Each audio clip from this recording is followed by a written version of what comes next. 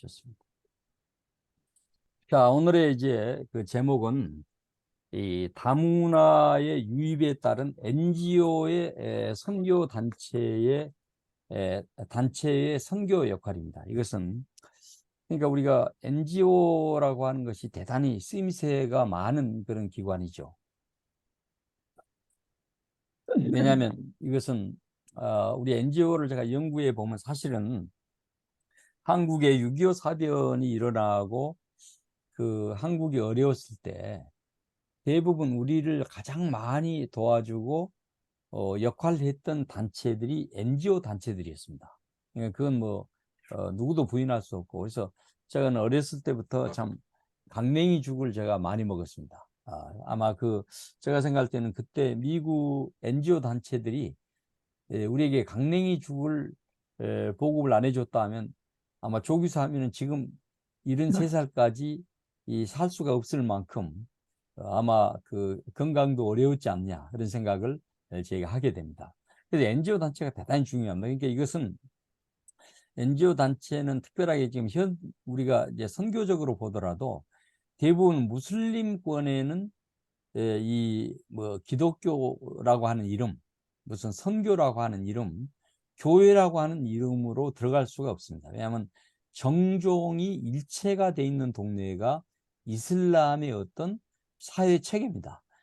그런데 그런 것들을 무너뜨리고 가서 사역을 할 수 있는 기관이 NGO 단체입니다. 그러니까 세계적으로 NGO 단체들은 선교 현장에 가면 아주 활발하게 이렇게 활동하고 있는 그런 과정을 우리가 많이 보게 되거든요. 제가 전번에 저희 김미영 박사랑 같이 몽골에를 갔었는데, 몽골에도 여의도 순복음교회에서 이 파송한 선교사님이 이제 거기에서 NGO 단체의 이름으로 사역을 하는 그런 모습을 보게 되는데, 그렇게 NGO 단체의 이름으로 사역을 해야 사실은 이 선교 현장에서 추방당하지 않습니다. 그래서 NGO 단체라고 하는 게 대단히 중요하다. 그래서 오늘 여러분들이 이제 NGO 단체를 연구하고 공부하시면서 어떤 성격을 가지고 여러분들 사역에 이것이 어떻게 또 전개돼야 될 것인가라고 하는 부분을 이제는 생각해 주셨으면 좋겠습니다. 자, 이제 오늘 학습 목차는 두 가지입니다. 첫째는 다문화 유입과 NGO 단체를 보겠고요. 그 다음에 두 번째는 선교 NGO 단체의 역할은 우리가 다문화 사회에 어떻게 전개되고 있는가, 이런 부분을 가지고 제가 강의를 하도록 하겠습니다. 자, 그러면 이 NGO라고 하는 거, 이것은 성경 속에서의 이것이 NGO가 어떻게 투영되고 나타나는가, 뭐 이런 거죠. 그러니까 이제 항상 우리가 어떤 이론이든지 여기에 있는 대부분 뭐 목사님들 또 전도사님들이시고 또 하나님의 사역을 하신 분들이기 때문에 그냥 그 일반인들이 아니기 때문에 다 우리가 그냥 저도 마음 편하게 강의를 합니다만, 사실 이제 from text to context예요. 그러니까 성경이 어떤 이 컨텍스트 상황 속에서 어떻게 투영되고 적용되어질 것인가, 이런 부분이죠. 그런 의미에서 우리 NGO 부분도 성경에서 이제는 그 예수님이 말씀하시고 성경이 우리 속에 준 그 의미가 무엇인가 하는 것이 대단히 중요하죠. 근데 이제 그 예수님께서 참 이 세상에 오셔서 여러 이제 공생애를 소위 시작하시면서 그 첫 번째 전하는 메시지가 있단 말이에요. 예수님께서. 그 메시지는 뭐냐면 예수님도 이사야 61장 1절에 있는 말씀을 가지고 설교를 시작한 것이에요. 그 이사야 61장 1절에 있는 말씀은 뭡니까? 가난한 자에게 내가 복음을 증거하기 위해서 왔다 하는 것이죠. 그러니까 이 말씀이 누가복음 4장 16절 18절에 이제 자세하게 나와 있는 것인데, 예수님께서 이제 이사야서 말씀을 코테이션하면서 내가 온 것은 뭐냐? 이 가난한 자들 위해서 내가 왔다. 바로 그런 말씀을 하십니다. 그러니까 이게 이 가난이라고 하는 것은 뭐 여러 가지 의미로 생각을 해볼 수 있겠죠. 이거 우리가 영적으로 이걸 생각해 볼 수 있고, 또 우리가 이제 보편적으로 사회적으로 생각해 볼 수 있고, 또 우리가 뭐 이런 어떤 삶 속에서 나타나는 어떤 물질적인 요소로 생각해 볼 수 있겠죠. 그러나 하여튼 중요한 것은 예수님께서 우리 이 세상에 오신 것은 내가 가난한 자를 위해서 왔다라고 하는 것은 굉장히 중요한 의미가 있다라고 하는 것이죠. 그런 의미에서 자, 그러면 제가 보는 관점은 이 세상에서 또 우리 한국의 보편적인 그런 사회 현상 가운데 도대체 가난한 사람이 누구인가? 물론 뭐 여기서 강의하고 있는 조기삼이도 뭐 너 요즘 봉급 나오냐 그러면 아이고 가난한 사람일 수도 있고 다 그렇죠. 그렇지 않습니까? 또 여기 계신 우리 뭐 목회 사역 하신 분들을 보면 뭐 우리 그 한 세대를 졸업하고 개척교회를 막 가보면 지하실에서부터 시작한 경우가 참 많이 있잖아요. 그래서 뭐 가슴이 좀 미어지고 멍멍하고 뭐 그런 마음을 안고 제가 이제 그 지하실에서 나온 그런 이 감정이 많이 있습니다만, 가난한 자가 그 개척교회를 시작하신 그분일 수도 있고 아주 그렇습니다. 그렇지만은 우리가 이제 한국의 어떤 보편적인 관점에서 특징 지어진 한 집단을 이야기한다고 하게 되면 아마 그 집단은 다문화인들일 것이다. 저는 그렇게 생각했다라고 하는 것이죠. 그래서 여기 보면 우리에게 참 소외되고 힘든 어떤 집단은 바로 다문화인이다. 그래서 우리가 지금 이 시간에 다문화인들에 대해서 NGO를 통해서 어떻게 선교를 해야 되냐라고 하는 것이 우리가 볼 수 있는 그런 중요한 과제죠. 한국교회는 서방 선진국의 선교를 위해서 NGO 단체들에게 우리는 빚을 지고 있다 하는 것입니다. 사실 그래서 우리가 왜 다문화인들에 대해서 복지하고 상담하고 우리 시간을 투영해야 되고 또 그렇게 노력을 그들의 삶의 어떤 질을 향상시키기 위해서 노력을 해야 되느냐. 이것은 어떤 의미에서 우리는 빚진 자의 삶을 우리가 살아야 되기 때문에 그렇다라고 하는 거죠. 그러니까 정말 그 바로 이분들에게 여러분들 뭐 나중에 우리가 또 이야기를 할 수 있는 기회가 있겠습니다만은 그 다문화인들이 한국에 이제 돈 벌러 와가지고 실컷 맞아서 죽은 사람도 있거든요.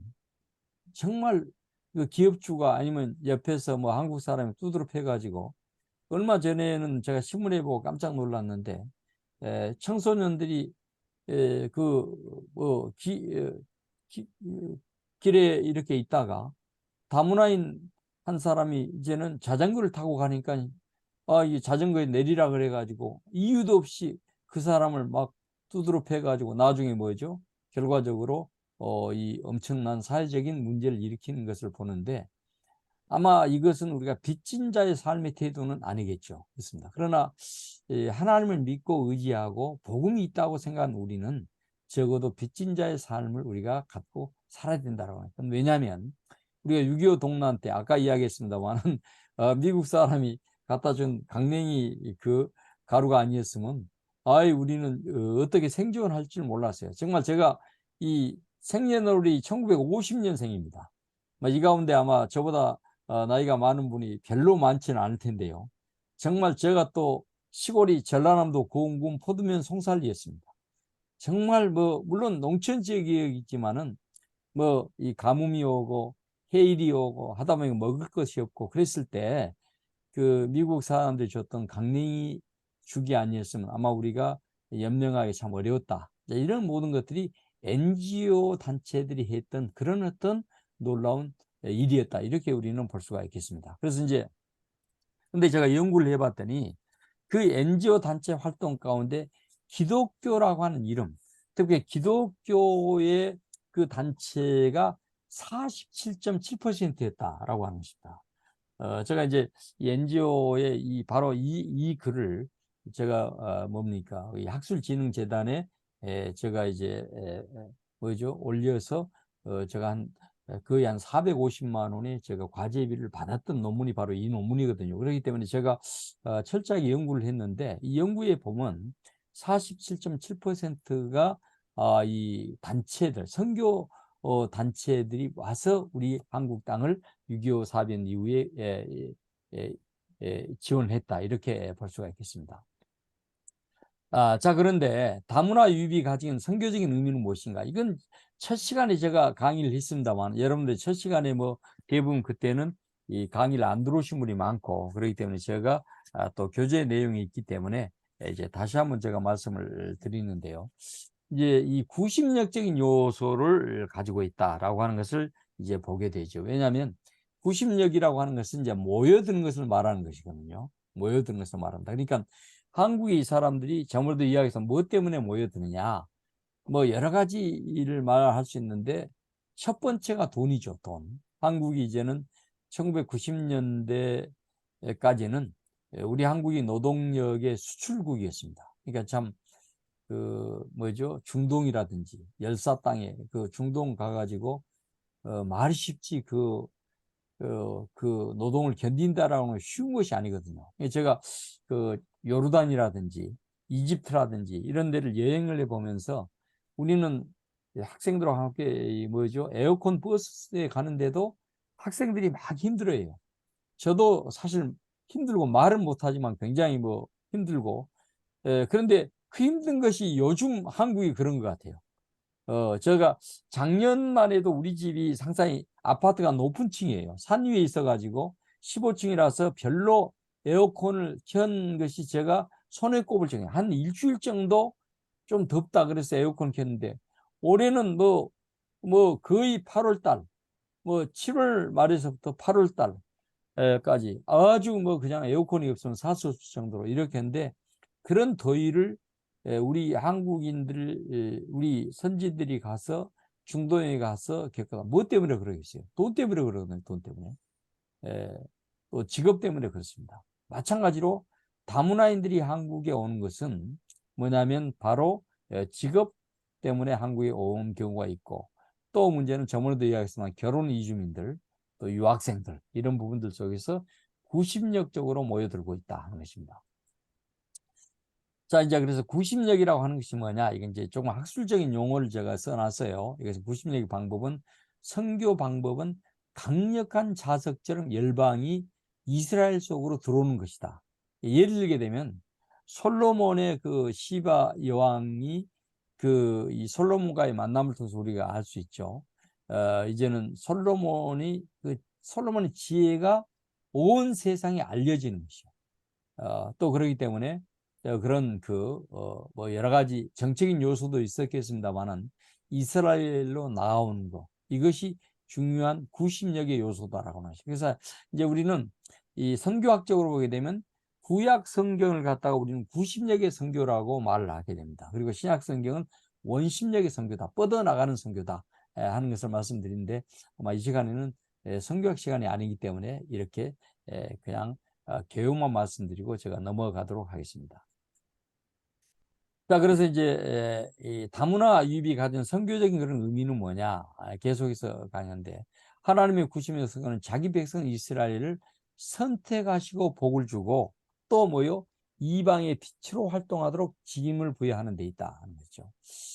그 굉장히 참 이거 중요한 이거 또 선교적인 용어가 나와서 또 여러분들에게 아마 이 강의를 제가 좀 하게 되는데요.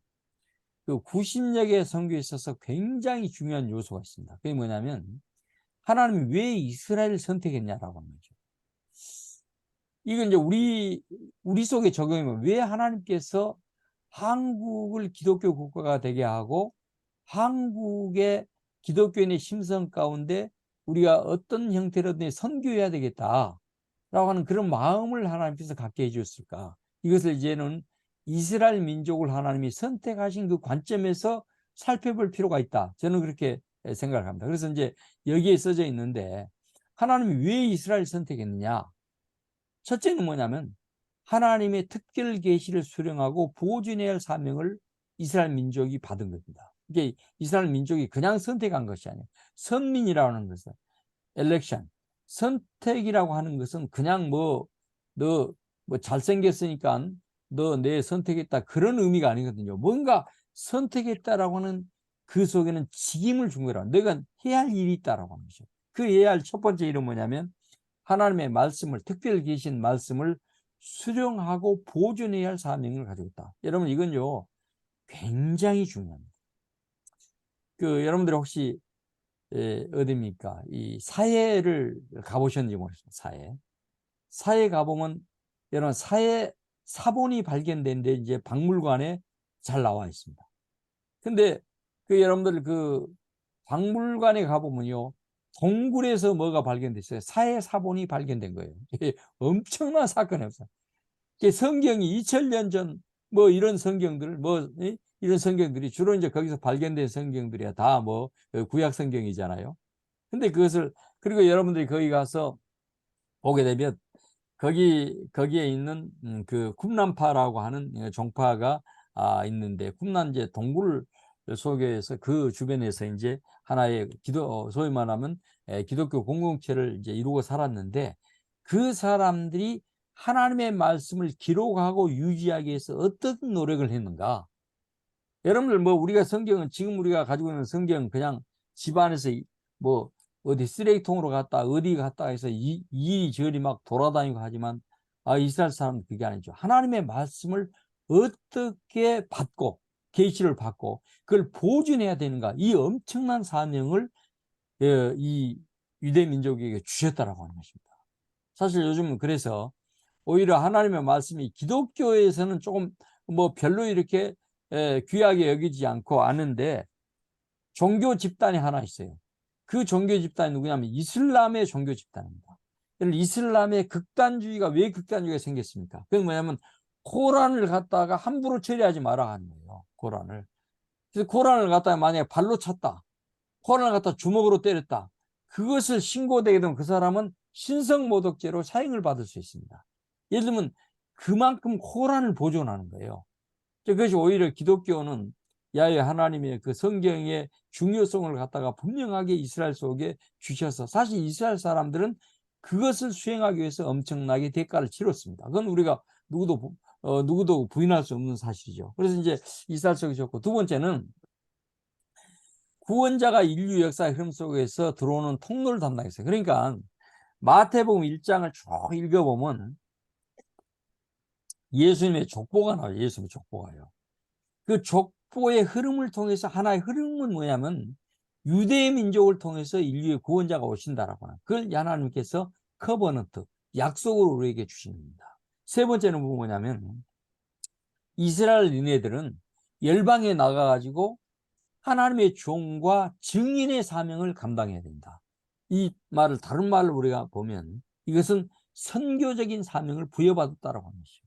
그러니까 여러분들 이스라엘 속에서 이 놀라운 그 선택의 의미를 주신 거예요. 저는 그래서 이걸 다문화 사역을 생각하고 이 선교를 생각하면서 한국 교회가 이걸 놓치면 안 된다고 봅니다. 한국 교회가. 그래서 한국 교회가 다문화 사역에 대해서 어떤 형태로든지 인볼브하고 더 활발하게 노력을 해줘야 된다고 하는 것이죠. 그리고 이제 여기 뭐 열방에 나가서 전과적인 뭐 선교적인 삶이 참 중요합니다만, 물론 이제 해외에 나가서 우리가 선교하는 것이 참 좋죠. 그렇지만은 이제는 시대의 흐름 가운데 국내에 들어오는 이 사람도 우리가 선교적인 그런 중요한 이 마음으로 접근을 해야 할 필요가 있다. 하여튼 중요한 것은, 그래서 이 90여 개 선교라고 하는 의미 가운데 지금 제가 설마 이것이 대단히 중요한 의미를 90여 개 선교 가운데 담고 있다라고 하는 여러분 인지를 해주셨으면 좋겠고요. 그래서 이제 여기 나오네요. 선교에서 말하는 90여 개 선교를 한국의 다문화인 유입과 결부시켜 우리는 볼 수가 있다라고 하는 거죠. 여기도 제가 이제 그 감성적인 그런 말을 썼는데요. 반말년의 한국 역사 속에서 지금처럼 외국인이 많이 거주한 적이 과거에 있었던가? 정말 그렇습니다. 정말 그렇습니다. 이것은요, 한국이 정말 선교 축복이에요. 이렇게 몰려 들어오고 있잖아요. 우리가 가가지고 선교 사역 하는 것도 대단히 중요합니다만 지금 우리 속에 외국인들이 막 몰려 들어오고 있는 거예요. 이건 놀라운 축복이잖아요. 여러분들, 우리가 이 잘된 집안은 뭐가 잘된 집안이에요? 사람들이 모일 때 그 집안이 잘된 거예요. 응? 무슨 말인지 알겠습니까? 이게 자기 집안에 사람들이 안 온다. 그러면 그때부터는, 그리고 그 집안이 찬바람이 분다. 그렇게 되면 좀 미안한 말입니다만은 그 집안은 부흥하는 집안이 아닙니다. 무슨 굉장히 중요한 거예요. 마찬가지, 국가도 마찬가지입니다. 사람이 왔다 갔다 하고 해야지. 여러분들, 우리가 이제 비근한 예로, 이제, 물론 코로나 때문에 우리가 문을 닫고 막 폐쇄 정책을 썼습니다만, 예를 들면 우리가, 어, 가까이 있는 북한만 봐도 그러잖아요. 북한이 폐쇄 정책을 쓰고 그러니까 국가가 발전할 수가 없죠. 더군다나 21세기는 그렇습니다. 그래서 이제 문제는 이렇게 밀려 들어온 것이 얼마나 큰 축복인가라고 하는 거죠. 따라서 우리는 진실한 마음을 가지고 그들에게 다가가서 선교의 열매를 우리가 맺어야 되겠다라고 하는 것입니다. 그 다음에 이제 그 다음 한번 봐. 자, 그럼 이제는 큰 네 번째 한번 볼까요? 이 다문화인을 위한 기독교 NGO 역할이 무엇인가? 이제 NGO라고 하는 것이 뭐냐라고 하는 것이 이제 강의가 되어지겠습니다. NGO라고 하는 것은 이거 뭔가 빠진 것 같네요. 오케이. 선교제 의미했고, 오케이. 그 다음에 여기가 예, 다문화인의 한국 유입상인데 다문화인의 규정을 어떻게 볼 것인가 이게 나와 있네요. 이건 뭐 다 아는 사실이지만 첫째는 국내에 정착해서 국민으로 귀화하는 것을 전제로 한 집단은 결혼 이주민이고요. 국내 외국인으로 정착할 것을 가정하는 집단은 영주권자들이 있고 일시적으로 머무는 자들이 있다라고 하는 거죠. 이것은 주로 이제 노동자들이나 유학생이고, 넷째는 출입국 관리 위반으로 강제 퇴거할 집단이 있다. 이것은 뭐냐면 불법 체류자들의 집단이 있고요. 다섯 번째, 부디 분류하자면 탈북자 집단이 있다. 이것을 이제 우리가 한국에 거주하는 다문화인의 어떤 성격 유형을 이렇게 있다라고 하는 것을 여러분 보시면 되겠습니다. 아마 그것은 뭐 책에 나와 있으니까 보시면 되겠고요. 자, 그럼 이제 메인으로 들어가서 NGO의 성격과 유형을 보겠습니다. NGO라고 하는 거, 영어로 말하면 Non-Governmental Organization이라고 하는 말이죠. 이것은 이제 그래서 이제 이니셜을 따서 NGO 이렇게 말할 수가 있겠습니다. 그래서 이제 이것은 비정부 기구다라고 하는 거죠. 이건 정부 기구 아니죠. 그래서 비정부 기구이기 때문에 이것은 이 유엔에서 1945년도 유엔에 의해서 공식으로 이 NGO라고 하는 개념이 사용되기 시작을 했다라고 하는 거죠. 그래서 이제 여기 보게 되면 여기서 비정부 기구라는 것은 뭐냐? 정부 또는 정부기관이 아닌 민간 단체를 부를 목적으로 명명된 것이다 라고 하는 것입니다. 이후 1950년과 1968년에 개정을 했는데, 개정된 유엔 헌장 제71조에 의하면 유엔 산하 경제사회 이사회에서 협의적 기구, 지휘기구로서 국가 주권의 범위를 벗어나 사회적 연대와 공익의 목적을 실현하기 위한 자발적인 공조 조직을 바로 NGO 단체다. 이렇게 규정을 해 볼 수 있다라고 우리는 정의를 내려볼 수 있겠습니다. 그러니까 뭐 한마디로 말해서 NGO는 이 정부 단체는 아니죠. 그렇지만 비정부 기구로서 하나의 공조 조직이다라고 하는 것을 우리가 이제 볼 수가 있겠습니다. 그래서 NGO는 주로 네 가지 유형의 단체들이 있다라고 하는 것을 보게 되는. 첫째는 종속형 NGO 단체들이 있습니다. 이 종속형이라고 하는 것은 재정의 상당 부분을 정부 기관에 의존한 그런 소위 관련 단체 요소의 NGO 단체들이 종속형 단체입니다. 우리가 소위 말하면 요즘 이제 누구죠? 정부가 와가지고 얼마 전에 보면 이 민간 단체들에 준 이 보조금을 줄이고 곤란해야 되겠다. 근데 그런 곤란해고 한다라고 하는 의미 가운데 뭐냐면 다른 어떤 단체들에게 줘야 되겠다. 그런 의미하고 우리가 생각해 볼 수 있거든요. 그래서 예를 들게 되면 본인들의 어떤 정치적 유형에 맞는 어떤 단체들에게는 보조금을 많이 주는 경우가 있어요. 많이 줘. 예를 들면 이런 부분들이 이 종속형에 속하는 NGO 단체들이다. 이렇게 볼 수가 있겠습니다. 또 두 번째는 협력형이 있습니다. 이건 뭐냐면 재정의 자율성은 낮지만 활동의 자율성이 조금 보장된 그런 단체가 있다라고 하죠. 그러니까 이제 이런 부분들은 아주 참 중요하죠. 예를 들게 되면 우리가 나중에 뭐 설명을 하겠습니다만 이런 이제 재정의 자율성을 높은 단체들이 우리 속에 많이 있죠. 많이 있습니다. 셋째는 뭐냐면 권위적 억압 또는 민주적 포섭행은 NGO의 재정 자율성은 높지만 뭡니까? 뭐가 낮죠? 활동의 자율성은 낮은 편에 있다.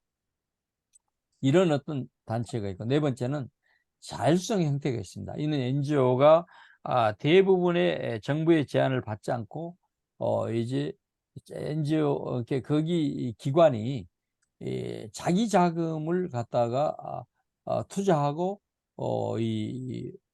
투입을 시켜가지고 활동하게 하는 그런 어떤 단체들인데, 바로 이런 단체들이야말로 자율성이 높기 때문에 정부의 제한을 받지 않고 하는 그런 어떤 단체들이 있다. 그래서 이제 오늘 지금 이 단체들을 제가 이제 이런 형태를 설명하면서 앞으로 여러분들이 이제 어떤 단체 유형을 가지고 또 일을 해 나갈 것인가, 이것은 여러분들이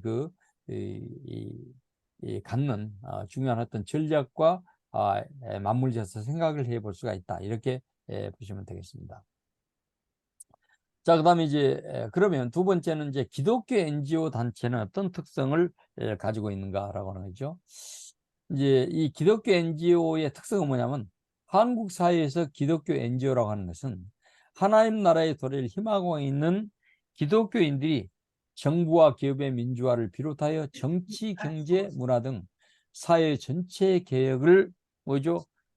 추구하거나 정부가 포괄하지 못하는 사회적 약자 계층과 결핍자들에 대한 사회적 서비스를 제공하기 위해 결성된 시민운동단체를 의미한다라고 하는 거죠. 그러니까 정부가 포괄하지 못하는 어떤 부분이 있다는 거죠. 바로 그 부분이 사회적 약자 계층과 사회적 결핍자들이다라고 하는 것을 보게 되는데, 아마 우리가 보면 다문화인들도 이 부분에 속하지 않겠는가 생각을 하게 되죠.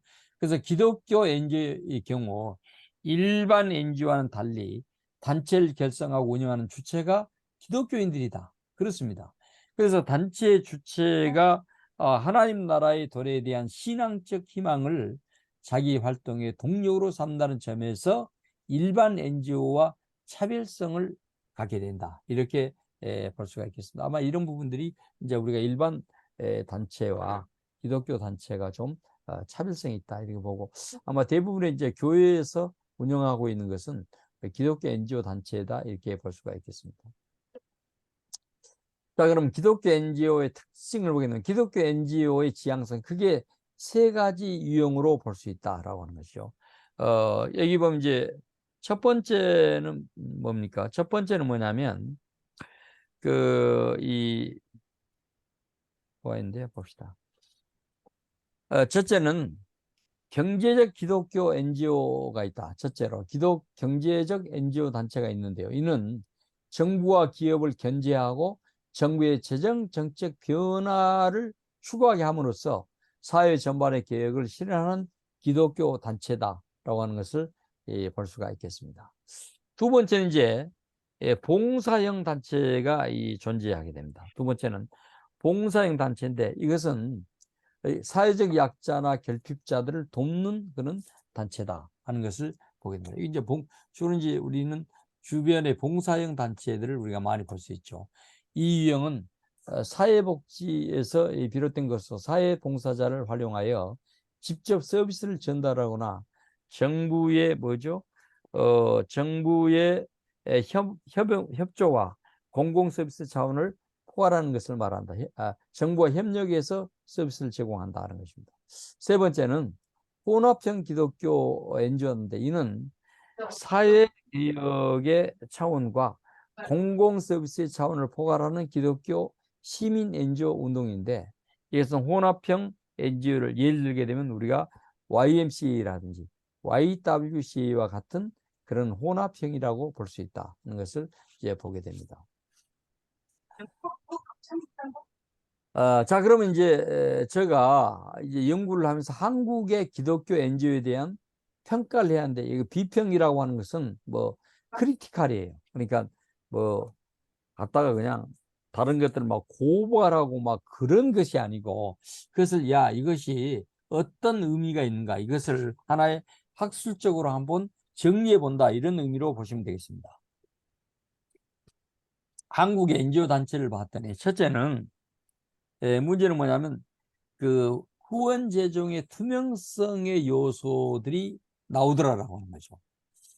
왜냐하면 기독교 NGO의 자금 출처는 대부분 교회의 재정에서 뒷받침해주고 있습니다. 또한 교회 재정은 성도들의 헌금과 관련되어져 있는데, 즉 성도들은 특별한 이 목적에 그 헌금이 쓰이도록 헌금을 해서 기독교 NGO 기관에서 이제 바른 목적의 집행을 원하죠. 그러나 이러한 사실이 돈의 집행 과정에서 엉뚱한 방향으로 흘러가게 되고, 따라서 재정의 투명성이야말로 기독교 NGO가 세속적인 기관들에게 보여줄 수 있는 기회가 될 것이다. 다른 교훈을 보여줄 수 있다. 그러니까 기독교 NGO는 봤더니, 물론 뭐 다 그런 건 아닙니다만, 어떤 경우는 정말 그 목적에 맞게 이렇게 집행되지 않는 그런 부분들이 많이 있더라. 왜냐하면 재정의 어떤 책임자가 또 뭐 이사회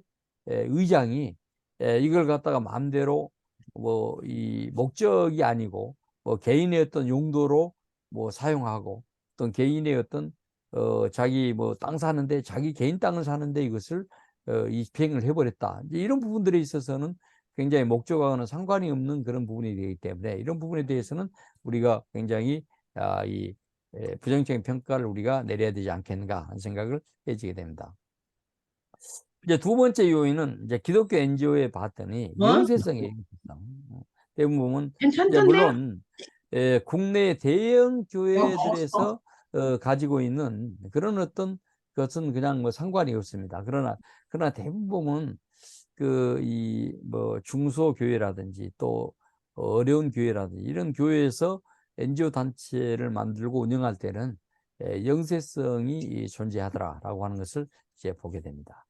세 번째는 뭐냐면 또 전문성이 좀 부족하더라. 이 전문성이라고 하는 것은 뭐 학문적으로나 또 어떤 이 경험이라든지 그리고 어떤 경력이라든지 이런 부분에 있어서 이 좀 전문적인 어떤 그런 부분들이 이걸 감당하고 끌고 나가고 해야 되는데, 예를 들게 되면 어떤 기관 같은 경우는 그냥 전혀 전문성이 없는 사람을 뭐 자신의 친척이라고 하는 그런 명목으로 또 뭐 자기 자녀가 그냥 취직을 못하고 있으니까 에이 너 이거 와서 이거나 담당하라든지 이렇게 해가지고 이제는 이런 전문성의 부족을 스스로 자초하게 되는 그런 요소들이 있더라라고 하는 것을 볼 수가 있겠습니다. 특별히 우리는 이런 전문성의 요소 가운데 우리는 신앙의 요소도 분명하게 점검을 해야 될 것이다 하는 생각을 갖게 되고요. 네 번째는 수혜 현장의 직접적인 복음 증거의 점에 한계가 있더라라고 하는 것이죠. 이건 기독교 NGO가 가지고 있는 어떤 정말 어려운 요소죠. 왜냐하면 수혜 현장에서 직접적으로 복음을 증거하다 보면 이제는 그 뭐죠? 이 목적에 의해서 유예된다라고 고소를 당할 경우가 있습니다. 실제적으로 제가 저희 집에 가까운 수원 신내교회에서 운영했던 다문화 센터가 있었습니다. 그런데 그런 그 다문화 센터가 굉장히 잘하셨어요. 제가 볼 때는 노동자들도 와갖고 한글도 배우고 컴퓨터도 배우고 참 잘했는데, 이제 그러다 보니까 뭐 강의 가운데 어떤 그 가운데 이 복음을 뭐 선교사님이 그걸 운영하셨으니까 복음을 증거하게 되는 거예요. 복음을 증거하니까 무슬림이 하나 와갖고 고소를 해버린 거예요. 저 기관을 갖다가 순수하게 목적에 어긋나게 이제는 예수님을 갖다가 증거하고, 그래서 문제는 목적에 어긋났다. 그러니까 이제 NGO 그 뭐죠 이 허가해준 기관에서 그거 그러지 마라 그렇게 오고, 그 한두 번 이제 계속 걸리다 보니까 이거 책임자를 바꾸든지 해라 그래가지고 대단히 곤욕을 치렀던 그런 것을 우리가 보게 된다. 이런 것들이 우리가 직접적으로 복음을 증거한 데는 역시 우리가 한계적인 요소가 있다라고 하는 것을 갖게 된다. 그래서 굉장히 어려운 이야기예요. 이것은 무슬림권에 가 있는 우리 선교사님들의 어떤 요소도 마찬가지예요. 그러니까 우리가 이제 선교학적인 용어 가운데 하나가 뭐냐면 프레센스 이반젤리즘이라고 하는 게 있어요. 그게 뭐냐면 존재 전도로, 존재 전도. 이 존재 전도가 뭐냐면 그 사람이 어떤 땅에 가서 거룩한 빛으로, 그러니까 하나님의 종으로서 존재함을 통해서 복음의 빛을 나타내서 상대방으로 하여금 복음을 갖다가 뭐죠? 정말 그 복음을 우리가 알고 싶다. 그렇게 만들어 나가는 것이 뭐냐면 존재 전도법입니다. 그래서 제가 사실 무슬림권에 간 선교사님들에게는 항상 제가 강조한 것이 뭐냐면 존재 전도예요. 당신이 갔다가 뭐 사형리를 가지고 막 전도하러 돌아다니다가는 당신은 뭐 감옥에 가든지 안 그러면 한국으로 추방될 수밖에 없다. 12시부터 그러니까 3시, 당신은 4시까지 정말 꼭할게야. 거룩하게 존재해라. 그래서 다른 사람들이 당신을 보니까 근데 초저녁에 좀 자니까 그나마 감사한 거지. 가면서 어느 분이 그 줄여줬으면 좋겠는데요. 가만히 봅시다. 네, 한번 볼까요? 이게 그래서 하여튼 수학부터 막히네 좀. 중요한 것은 조금 이제 이런 부분이 있는 것 같습니다. 그래서 이제 우리가 그 무슬림권에 가는 사람은 특별하게 이제 이런 부분이 있고 한국도 마찬가지예요. 그러니까 이제 아무리 교회가 뭔 일을 한다 그럴지라도 처음부터 예수를 드러내기보다는 그 사람이 감동감하게 만드는 게 대단히 중요합니다. 그래서 이걸 우리가 또 다른 말로 하면 성화적인 선교라고도 말할 수 있겠거든요. 그러니까 이게 부분이 이게 보시고요. 네, 오케이. 사모님. 그다음에 이제 큰 다섯 번째 어이, 보면 이 다문화인들을 케어하는 그러면 기독교의 어떤 그 보면요. 가면서 제가 지금 조금 관리해야 되겠습니다. 혹시 너무 지금 그 음소거가 안 돼가지고 조금 많은 부분들이 지금 강의를 좀 불편함을 주고 있거든요. 그렇습니다. 오케이. 제가 문자 드렸는데 음소거를 좀 요청을 해주셨으면 좋겠어요. 네, 고창민 어, 사모님. 자, 그다음에 이제 그러면 이 한국의 기독교 NGO의 사례를 한번 연구를 제가 하도록 하겠습니다. 그 첫 번째는 기아대책기구를 볼 수 있어요. 이제 우리가 보게 되면요. 기아대책기구 여러분 잘 아실 거예요. 기아대책기구. 사실 기아대책기구는 기독교 정신을 바탕으로 1971년에 설립된 국제 NGO 단체입니다. 거기에 단체의 이 목적에 보면 지구촌, 세계의 그 기아 상황을 전 세계에 알리고 떡과 복음의 정신으로 굶주린 이들에게 뭡니까? 이 식량과 사랑을 전달하면서 그들의 존재와 자립을 돕고 있는 것이 바로 기아대책기구의 그 사역인 것을 보게 됩니다. 그래서 아마 이 기아대책기구가 국내 복지관들과 굉장히 뭐예요? 연계해 가지고도 또 사역을 하는 그런 단체입니다. 최근에도 이제 저 딸이 어디입니까? 에, 막내딸이 그러니까 청소년과 놀이문화 연구소라고 거기에 지금 있는데 그 기아대책기구하고 청소년과 놀이문화 연구소하고 서로 협업을 통해서 뭘 하나 하면 그 소위 뭐죠?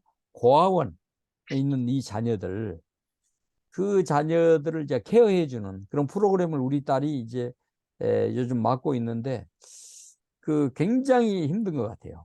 이 자녀가 이 힘든 이야기를 잘 안 하는데 얼마 전에는 와가지고 이 강의하는데 막 이 녀석이 막 초등학교 학생이 막 우리 딸을 그냥 뭐 린치를 가려 그래가지고 우리 딸이 자기가 그 위기 일발 속에서 그 녀석이 제압을 했다고.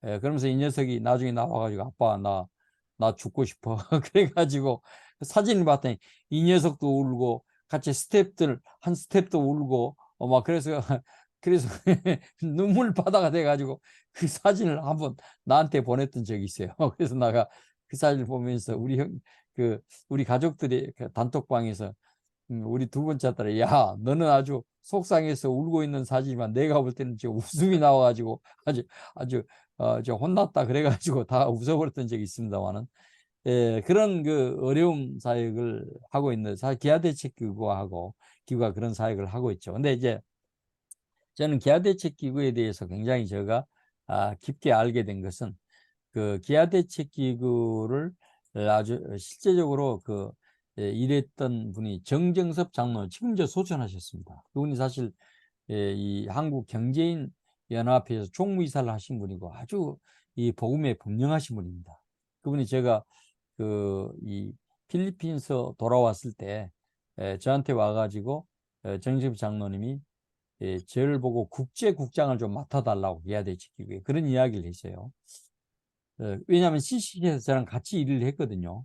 그래서 저한테 그래서 제가 굉장히 흔들렸어요. 그때도 뭐 제가 이제 뭐 CCC 알잖아요. 여러분들 다 모금에서 사는 사람들이고 더군다나 해외 선교를 하고 오니까 아무것도 없잖아요. 뭐 빈손이고. 그런데 이제 그래도 기아대책기구 들어가면 월급도 받고 또 이제 그때 장로님이 와서 나한테 한 이야기 했어요. 그래도 이 자리가 쉬운 자리가 아닙니다. 그래서 왜요? 그랬더니 이 전부 세계에 가서 식량을 나눠주고 있는 그런 어떤 기구이기 때문에 다 가게 되면 정부 수반들이 나와서 전부 공항에서 영접을 합니다. 그래서 조 목사님 그동안에 선교하시느라고 수고하셨으니까 이 좋은 자리에 한번 담당하셔가지고 저랑 같이 일을 합시다. 이제 저한테 정 장로님이 그렇게 말을 했어요. 그래서 제가 굉장히 고민하다가 마지막에는 내가 안 되겠습니다. 그때 제가 이제 와가지고 아시아연합신학대학원에 가서 THM 과정을 이제 공부를 바로 하기 시작했어요. 근데 제가 생각하기에는 정정섭 장로님 그분이 아주 추진력이 불같은 분이에요. 그렇기 때문에 그분하고 같이 일하다 보면 학교는 뭐 공부는 아예 못할 것 같더라고요. 그래서 제가 고생하지만은 아이 죄송하다고 안 되겠다고 그래서 이제 그랬는데 지금 생각해 보면 물론 뭐 그 후에 이제 제가 공부를 했기 때문에 교수가 되고 오늘날 이제 여러분들 앞에 이렇게 서 있다 이렇게 생각해서 뭐 평가는 뭐 이러나 저러나 다 다르게 나오겠지만 그러나 이제 한때는 이 기아대책기구에 인볼브 할 수 있는 그 기회가 있었는데 아마 제가 볼 때 그때 국제역장으로 들어갔으면 아마 제가 한국 대표는 한번 하고 나오지 않았겠는가. 왜냐하면 정재수 장로님이 소천하셨기 때문에 그렇습니다. 그 다음에 이제 두 번째에 우리가 기독교 관점의 다리를 보면 우리가 이제 여의도 순복음교회 굿피플 활동을 볼 수 있습니다. 이것도 이제 NGO 단체인데요. 1999년에 이제 시작된 단체입니다. 그리고 이제 정말 NGO 단체가 이 굿피플이 지금도 많은 활동을 하고 있습니다. 뭐 세계적으로도 또 왜냐하면 이 많은 자금도 투자하고 하고 있습니다. 그런데 이 단체 가운데 이제는 이 다문화 사역도 지금 활발하게 하고 있습니다. 여기 지금 자료 보게 되면 이제 경기도 안산의 원곡동에 다문화 센터 건립할 때 그때도 이제 뭐 개관 예배도 드리고 그랬습니다. 그때 개관 예배를 드릴 때 그 스태프들이 우리 세계 다문화 진흥원 와가지고 전부 이 다문화 교육을 받고 갔던 그런 친구들입니다. 공식으로 여의도 교회에서 저한테 요청을 해서 제가 교육을 시켜드렸던 그런 그 기억이 제가 있는데요. 그러다 보니까 그 사람들이 그 7월 28일 날 개관식 할 때 날 보고 와서 테이프 커팅식을 하라고 제자들이니까 그렇게 이야기해서 나 안 간다고. 왜냐하면 그때는 죄송한 얘기는 우리 김성애 총장님하고 우리 조금 그때 교회하고는 좀 사이가 좀 어려웠을 때가 있었습니다. 그래서 제가 거기 가서 커팅식 한 것이 그냥 신문에 나오게 되면 아마 나는 한 방 먹을 것 같아서 그때 제가 안 간다고 그랬습니다. 두 번째는 탈북자 사역이죠. 굿피플이 아주 잘합니다. 탈북자 사역이 제가 이분들이 깜짝 놀란 것은 그 탈북자들을 단순하게 뭐 교육만 시킨 것이 아니고 이걸 봤더니 몇 개월 교육을 시킵니다. 왜냐하면 이 사람은 하나원에서 나온 하나원에서 이제 그들을 갖다가 나중에는 직업까지 가질 수 있도록 제가 그때 듣기로는 통닭집을 개업하고 또 김밥집을 개업할 수 있도록 이렇게 완전히 전세금까지 처음에는 다 대주고 활동할 수 있도록 해주고 나중에 이제 본인이 그 여력이 되면 그 갚도록 하고, 그래서 이제 전세 계약 같은 것은 이제 구피플에서 하고, 그래서 일을 해서 본인이 생활하고 돈을 벌어서 나중에 그래서 갚도록 하게 하는 그런 어떤 정책을 하는데요. 굉장히 좋은 그런 정책이었다고 봅니다. 또 미용 기술이라든지 한국에서 살기 위해서 살아가기 위해서 귀한 어떤 일을 했고요. 그래서 탈북자 사역을 우리가 볼 수가 있겠습니다. 또 세 번째는 북한 지역의 선교도 담당을 했죠. 이제 그래서 옥수수 재단을 통해서 이제는 뭐 옥수수의 씨앗과 비료를 이제 보내게 되고, 또 미숫가루 보내게 되고, 또 네 번째는 이 성사되지는 않았습니다만 평양 조영기 심장병원에 건립이 했고, 이제 착공식은 했는데 뭐죠? 이 지금까지 그것을 완공 예배는 드릴 수가 없죠. 정치적인 상황 때문에 그렇습니다. 지금도 아마 예독교에서는 그때 돈 500억을 지금 리저브 해놓고 있는 것으로 제가 알고 있습니다. 언젠가는 정치가 이제는 잘 되면 이제는 가서 병원을 개원해 가지고 이제는 그 할 수 있도록 하겠다 하는 것이 예독교회의 어떤 생각입니다. 그 다음에 이제 세 번째, 좀 우스운 이야기입니다. 우리 세계다문화진흥원의 교육활동. 이제 이게 제가 이 글을 쓸 때 우리 진흥원 여러분들 이걸 통해서 지금 교육받고 있습니다만은 재밌어요. 제가 1,800여 명을 지금 훈련시켰어요. 아마 이번 기수가 한 30명 되잖아요. 그러면 1,830명이 되겠네요. 다음 기수가 되게 되면 이렇게 항상 좀 향상이 되겠는데요. 근데 이제 우리가 한 NGO 활동은 뭐냐? 이제 우리 NGO는 이제 경기도에 이제는 허락을 받는 그런 이 NGO 단체거든요. 우리는 다문화 교육 부분을 퍼미션을 받았습니다. 받았는데 그래서 주로 이제 교육 부분을 제가 이제 감당을 했는데요. 그래서 우리 교육기관은 다문화 이해 교육이고, 다문화 사회관 심화 교육이고, 한국어학당을 개설하고, 그 다음에 다문화 진흥 학회를 구성했다라고 하는 것을 이제는 여러분들이 보시면 되겠습니다. 그래서 이제 우리가 이제 한국 다문화 진흥 학회도 제가 관련돼 있지만은 아까 말했듯이 환태평양 학회도 제가 관련돼 있습니다. 그래서 이런 일을 제가 하는 데 있어 감사한 것은 경기도의 하나의 뭐죠? 이 단체 등록을 해가지고 이 2009년도에 퍼미션을 받아 놓으니까 이제 마음껏 우리가 활동하고 일할 수가 있다. 이제 여기서 마음껏이라고 하는 건 좀 어폐가 있어요. 왜냐하면 제가 무슨 돈이 좀 많이 있고, 제가 이제 뭐 이 어떤 일을 하기 위해서는 사실은 그 자금이 필요하면 가서 읍소를 잘하라고 그래야 되는데 교수병이 제가 있습니다. 그래서 배가 고프면 내 혼자 고파야지 뭐 이런 것이죠. 그러니까 지금까지는 있으면 하고 없으면 말고 그렇게 이제 활동을 했는데 아마 그런 부분에서도 그렇습니다. 제가 이제 사실 우리가 이제 그 현대사회와 다문화 선교를 제가 책을 이번에 냈잖아요. 책을 내면서 마지막에 제가 이런 이야기를 썼어요.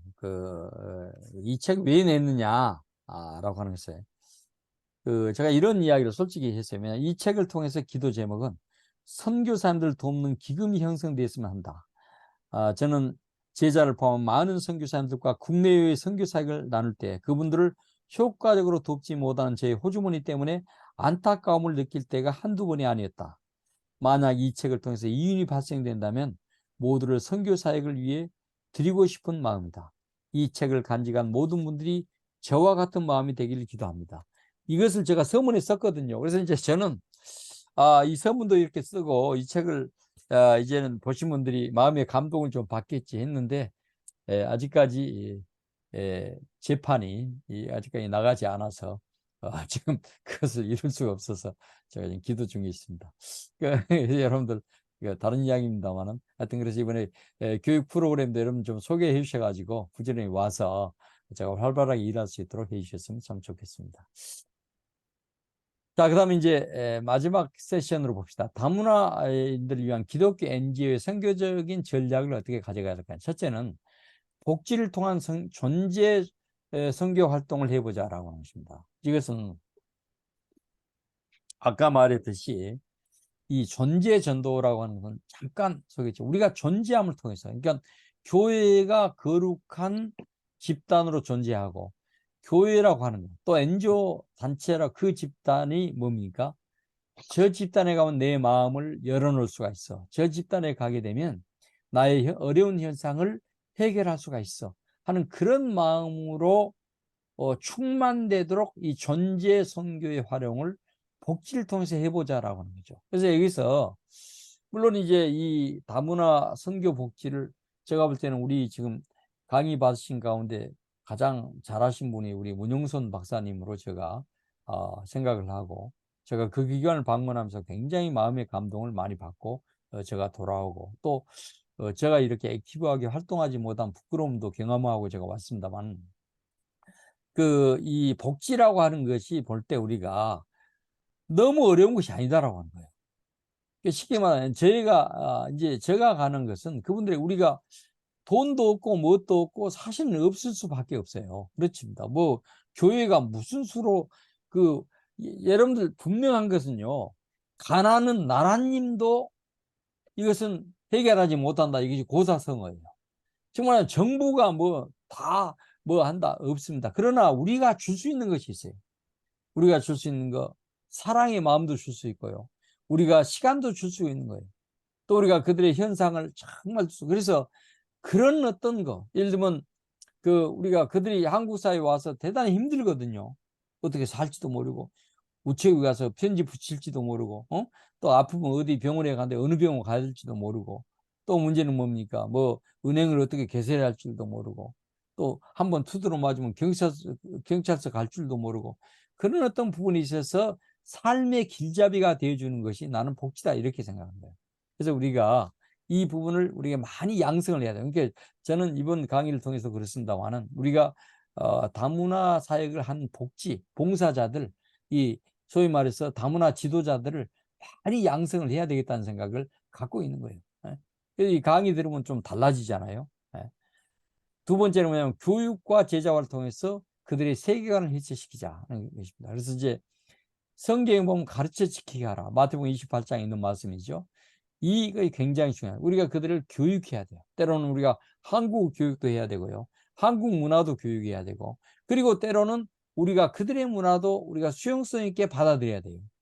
그래서 그들의 문화 속에서 무엇이 있고, 장점이 무엇이고, 약점이 무엇이 있고, 그들이 가지고 있는 종교적 문화가 무엇인가, 그들을 해체시켜서 세계관을 해체시키는 그런 교육이 무엇인가, 이것을 우리가 분명하게 가지고 나가야 되겠다는 것을 갖고 있습니다.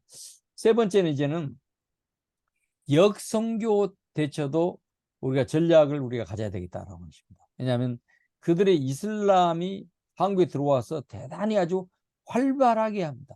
그 이슬람들이 그들이요 우리가 23년 지금 넘었습니다만, 한때는 2020년까지 한국을 이슬람화하자, 이것이 이슬람 중앙본부가 가지고 있는 하나의 공식적인 슬로건이었습니다. 왜냐하면 한국을 이슬람화 시켜놓으면 동남아시아는 끝난다, 아시아는 끝난다, 이렇게 생각해요. 왜냐하면 한국처럼 종교성이 강한 나라가 없는데 그 나라에 가서 그 나라를 이슬람화하게 하는, 그래서 엄청나게 돈과 자금과 방송의 어떤 그런 홍보와 이런 것들을 위해서 이슬람들이 한국에 투자하고, 심지어는 4년 동안 전액 장학금으로 이슬람 대학을 세우겠다라고 하는 것이 이슬람의 선교 정책이었거든요. 근데 여러분, 이건요 우리가 생각하면 우스운 말 같죠. 근데 선교 역사적으로 보게 되면 그렇지 않습니다. 여러분들이 어디입니까? 이스라엘과 요르단과 이집트와 터키와 이런 지역을, 여러분 심지어 스페인까지 이런 지역을 여행해 보면요, 그 지역이 원래는 어떤 땅이었습니까? 이 전부 기독교인 땅이었습니다. 복음 있는 땅이었습니다. 그러나 이슬람이 687년에 알라 모하메드 러슬 알라 하면서 뭡니까? 이 땅을 정복해 가면서 지금은 그 땅이 어떻게 됐어요? 다 이슬람화 된 거예요. 그러니까 우리가 그놈들이 무슨 우리 땅을 넘보냐 생각하지만 천만의 말씀이에요.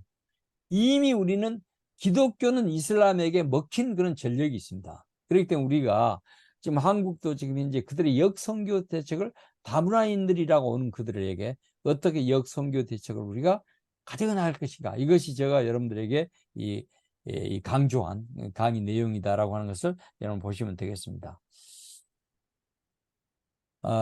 이제 봅시다. 이제 마지막에 이제 그냥 선교 교육을 통한 원심력의 선교 제자를 가지고 봅시다. 그래서 이제 그 한국에 와 있는 이들에게 우리가 어떻게 하는지 복음을 증거해야 돼요.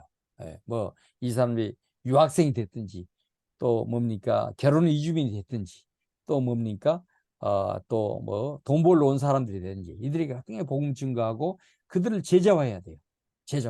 제자화해 가지고 그 땅을 돌려보낼 때 이제는 우리가 뭘 해야 되겠다? 선교적인 자원으로 돌려보낼 수 있는 그런 것들이 우리가 가져야 할 이 기독교 NGO의 선교 전략이다. 이렇게 보시면 되겠습니다. 자, 오늘은 여기까지의 강의를 제가 마치겠습니다.